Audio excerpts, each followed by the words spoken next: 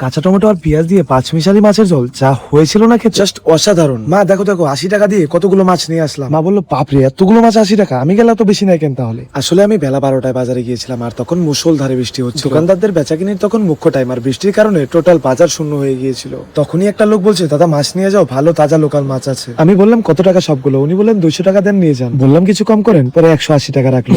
মাকে কম দাম বলাটা তো আমার স্বভাব, যেন মা বলে এত কম দাম তো হতেই পারে না।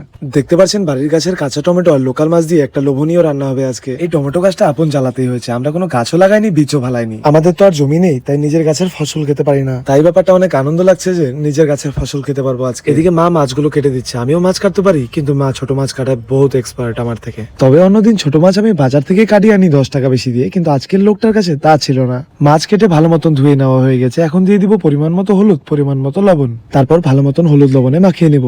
আমরা বাড়িতে লোকাল মাছটাই খাই বেশি, লোকাল মাছের স্বাদটাই আলাদা হয়। ডাক্তাররা বলে এতদিনের বরফের মাছ খাওয়া একদমই ঠিক নয়, পারলে লোকাল মাছ খাবেন।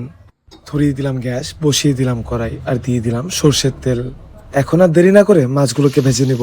লোকাল মাছগুলোকে কাটার পর যত তাড়াতাড়ি ভেজে নেওয়া যায় ততই ভালো, দেরি করলেই পচে যাওয়ার সম্ভাবনা থাকে। আর একবার মাছ ভাজা হয়ে গেলে আপনি চাইলে 3-4 ঘন্টা পরে মাছের ঝোল রান্না করেন না কেন, মাছ নষ্ট হবে না। একটা জিনিস লক্ষ্য করেছেন, আমিও বাজার থেকে আসলাম আর বৃষ্টিটাও একদম কমে গেল। বাজারে তো গিয়েছিলাম আমি সবজি কিনতে, মুষলধারে বৃষ্টির কারণে মাছটা পেয়ে গেলাম, না হলে লোকাল মাছ 11টার মধ্যেই শেষ হয়ে যায়। হয়ে গেল মাছ ভাজা, এখন আমি কেটে নিব কাঁচা টমেটোগুলো একটু বেটে বেটে ধরনের হয়েছে, বাজারের টমেটোগুলো একটু লম্বা লম্বা ধরনের হয়। টমেটোগুলোকে আমি দুফালা দিয়ে কেমন ভাবে কেটে নিচ্ছি একটু দেখে নিন। একদম শশার মতন কচকচ করছে। এই যে দেখতে পাচ্ছেন পিসগুলো, ঠিক এরকম ভাবে কেটে নিতে হবে আপনাকে। এখন কেটে নিব পেঁয়াজটার পিছনটা কেটে মিডলে দুফালটা দিয়ে চোকলাটা ছাড়িয়ে নিব। তারপর পেঁয়াজের টাকের উপরে যে চুলগুলো রয়েছে সেই চুলগুলোকে কেটে নেড়ে করে দিব। তারপর মাছ বরাবর সেই টাকের সাদা অংশটাকে নিয়ে পেঁয়াজটাকে কেটে নিব, ঠিক এইভাবে দেখতে পাচ্ছেন। টাকটা খন্ডে খন্ডে ভাগ হয়ে গেল আর কোনো পেঁয়াজ আলাদা হচ্ছে না। একই মাপে আমরা পেঁয়াজ আর টমেটোটাকে কেটে নিয়েছি। চলেন তাহলে আবার রান্নায় ফিরে আসা যাক। ফোড়নে দিয়ে দিলাম কালো জিরা আর কেটে রাখা পেঁয়াজগুলো কড়াইতে ছেড়ে দিলাম।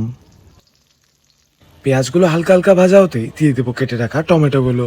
পাকা টমেটোটা খেতে যেমন একটু মিষ্টি মিষ্টি, আর কাঁচা টমেটোটা খেতে একটু টক আর হেভি টেস্টি। আমাদের বাড়িতে এই কাঁচা টমেটো দিয়ে চচ্চড়ি, সবজি, ঝোল আরো অনেক কিছুই রান্না হয়। তবে কাঁচা টমেটো আর পেঁয়াজ দিয়ে মাছের ঝোল, এই রান্নাটা আমার সব থেকে বেশি ভালো লাগে। ভাজতে ভাজতে দিয়ে দিব পরিমাণ মতো লবণ আর পরিমাণ মতো হলুদ। তারপর হলুদ আর লবণটাকে ভালো মতো নেড়ে চেড়ে মিশিয়ে দিব। পেঁয়াজ আর টমেটোটা একটু একটু নরম হতে শুরু হয়েছে আর কালারটাও পরিবর্তন হয়ে গেছে। এখন দিয়ে দিব আমরা কাঁচা লঙ্কা আর পরিমাণে একটু জিরে গুঁড়ো। শুধুমাত্র লবণ, হলুদ আর জিরে গুঁড়োই কিন্তু ব্যবহার করলাম আমি এই রান্নায়, আর কিছুই ব্যবহার করার দরকার নেই। টমেটো আর পেঁয়াজ থেকে এমন টেস্ট আসবে আপনি খেলে অবাক হয়ে যাবেন, এত টেস্ট কোথা থেকে এলো। মশলার সাথে পেঁয়াজ আর টমেটোটা ভাজা হয়ে একটু নরম নরম হয়ে আসছে, তাই দিয়ে দিলাম পরিমাণ মতো জলটা। এখন কিছুক্ষণ ঝোলটাকে ফুটিয়ে নিব, তারপর ভেজে রাখা মাছগুলো ছোলে ছেড়ে দিব। তারপর খুন্তির সাহায্যে একটু নাড়িয়ে চাড়িয়ে মাছগুলোকে পারলে একটু ভিতরে ঢুকিয়ে দিন বা উল্টে পাল্টে দিন, তাহলে কিন্তু মাছের ভিতরে ধীরে ধীরে ঝোলের টেস্টটা ঢুকতে থাকবে আর তারপর খেতেও খুব ভালো লাগবে। দেখতে পাচ্ছেন যে ঝোলটা খুব সুন্দর ফুটে গেছে আর টমেটোর কালারটাও ধরে নিয়েছে। এখন আমরা উপর থেকে একটু ধনেপাতা ছিটিয়ে দিলেই তৈরি হয়ে গেল কাঁচা টমেটো আর পেঁয়াজের অসাধারণ একটি মাছের ঝোল।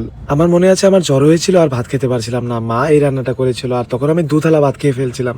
দেখে আপনারা কি মনে করবেন আমি জানি না, তবে এই ঝোল আপনার মুখের পুরনো রুচি আবার ফিরিয়ে দিতে পারে। তাহলে এখন খাবারটা শুরু করা যাক। অনেকদিন আগে মার হাতে বানানো এই ঝোলটা খেয়েছিলাম, খুব স্বাদ হয়েছিল। আজকে ঝোলটা আমি বানিয়েছি, একদম সেম টু সেম সেই পুরোনো স্বাদটা খুঁজে পেয়েছি, কারণ আমার মা পাশে দাঁড়িয়ে ঝোলটা কিভাবে রান্না করতে হবে বলে দিচ্ছিল। আপনি যদি রোজ রোজ এরকম রেসিপি দেখতে চান আর শিখতে চান তাহলে আমাকে একটা ফলো করে দিয়েন।